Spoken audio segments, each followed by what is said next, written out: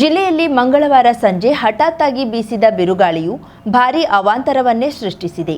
ಕೇವಲ 15 ನಿಮಿಷಗಳ ಕಾಲ ಕಂಡುಬಂದ ಗಾಳಿಯ ತೀವ್ರತೆಗೆ ಕಾರವಾರ ತಾಲೂಕು ಅಕ್ಷರಶಃ ಅಲ್ಲೋಲ ಕಲ್ಲೋಲವಾಗಿದ್ದು, ಸಾರ್ವಜನಿಕ ಆಸ್ತಿಪಾಸ್ತಿಗೆ ದೊಡ್ಡ ಮಟ್ಟದ ಹಾನಿ ಸಂಭವಿಸಿದೆ. ಬಿರುಗಾಳಿಯ ಆರ್ಭಟಕ್ಕೆ ಮರದ ಟೊಂಗೆಯೊಂದು ವಿದ್ಯುತ್ ತಂತಿ ಮೇಲೆ ಬಿದ್ದ ಪರಿಣಾಮ ಪಿಡಬ್ಲ್ಯೂಡಿ ಕ್ವಾರ್ಟರ್ಸ್ ಹಿಂಭಾಗದಲ್ಲಿ ವಿದ್ಯುತ್ ತಂತಿ ತುಂಡಾಗಿ ಮನೆಯೊಂದರ ಗೇಟ್ ಮೇಲೆ ಬಿದ್ದಿತ್ತು. ಬುಧವಾರ ನಸುಕಿನ ವೇಳೆ ಈ ಗೇಟ್ ಸ್ಪರ್ಶಿಸಿದ್ದ ದೊಡ್ಡ ಗಾತ್ರದ ಆಕಳೊಂದು ಸ್ಥಳದಲ್ಲೇ ವಿದ್ಯುತ್ ಆಘಾತದಿಂದ ಮೃತಪಟ್ಟಿದೆ. ಪ್ರತಿದಿನ ಮುಂಜಾನೆ ಮನೆಯವರು ಹೂ ಕೀಳಲು ಅದೇ ಗೇಟ್ ಮೂಲಕ ಹೊರಬರುತ್ತಿದ್ರು.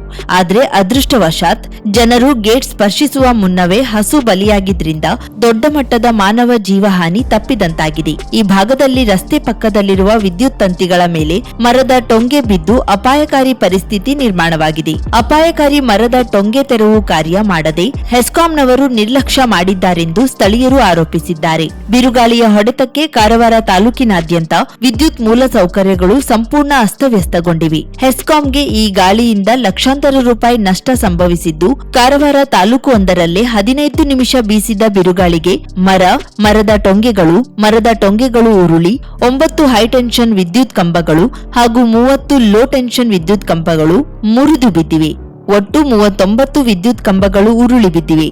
ಕದ್ರಾ ಭಾಗದಲ್ಲಿ ಹೆಚ್ಚಿನ ಹಾನಿ ಸಂಭವಿಸಿದೆ. ಇದರಿಂದ ಅಂದಾಜು 5 ಲಕ್ಷ ರೂಪಾಯಿ ಹಾನಿ ಸಂಭವಿಸಿದೆ ಎಂದು ಹೆಸ್ಕಾಂ ಅಧಿಕಾರಿಗಳು ತಿಳಿಸಿದ್ದಾರೆ. ಮುರಳೀಧರ್ ಮಠದ ರಸ್ತೆಯ ಪಕ್ಕದಲ್ಲಿ ನಿಲ್ಲಿಸಲಾಗಿದ್ದ ಕಾರಿನ ಮೇಲೆ ಬೃಹತ್ ಮರದ ಟೊಂಗೆ ಬಿದ್ದ ಪರಿಣಾಮ ಕಾರು ಜಖಂಗೊಂಡಿದೆ. ಹಠಾತ್ ಬದಲಾದ ಹವಾಮಾನ ಮತ್ತು ಗಾಳಿಯ ವೇಗಕ್ಕೆ ಕರಾವಳಿ ಜನರು ಬೆಚ್ಚಿ ಬಿದ್ದಿದ್ದಾರೆ. ಇದು ತುಂಬಾ ಗಂಭೀರ ವಿಚಾರ ರೀ. ಏನು ನೋಡಿ, ನಾವು ರಾತ್ರಿ 12 ಗಂಟೆ ತನಕ ಇಲ್ಲಿ ಬರುವಂಥ ಇದು ದನಕರು ಇದ್ದಾರಲ್ಲ, ಅವನ್ನ ಎಲ್ಲ ವಾಪಸ್ ಮಾಡಿದ್ವಿ.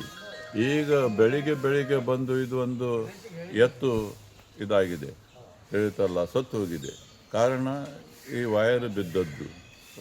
ಈಗ ನೋಡಿ ಇದು ಹ್ಯಾಂಗೆ ಇದಾಯಿತು ನೋಡಿ. ಆ ಕಂಪೌಂಡಿಂದ ಎಷ್ಟೋ ಟೊಂಗೆಗಳು ಇಲ್ಲಿ ಬಂದಿದ್ದಾವೆ. ಈ ರಸ್ತೆ ದಾಟಿ ಆ ಕಡೆ ಹೋಗಿದೆ. ಹೇಳ್ತಾಳೆ, ಕಟ್ ಮಾಡೋರು ಯಾರು ಕಟ್ ಹೇಳಿದ್ರು ಕೇಳುವುದೇ ಇಲ್ಲ, ಹೇಳ್ತಲ್ಲ. ಮತ್ತು ಅದರ ಮಾಲಕರು ಯಾರಂತೂ ಗೊತ್ತಿಲ್ಲ, ಹೇಳ್ತಾರೆ. ಅದು ಮಾರಿದ್ದಾರಂತೆ ಅವರು, ಹೇಳ್ತಲ್ಲ. ಅವರಿಗೆ ಹೇಳೋಣ ಅಂದರೆ ಎಂಥ ಪರಿಸ್ಥಿತಿ ಆಗಿದೆ. ಈಗ ಎಷ್ಟಂತೀರಿ ನೀವು ಇದೆಲ್ಲ? ಇಲ್ಲಿ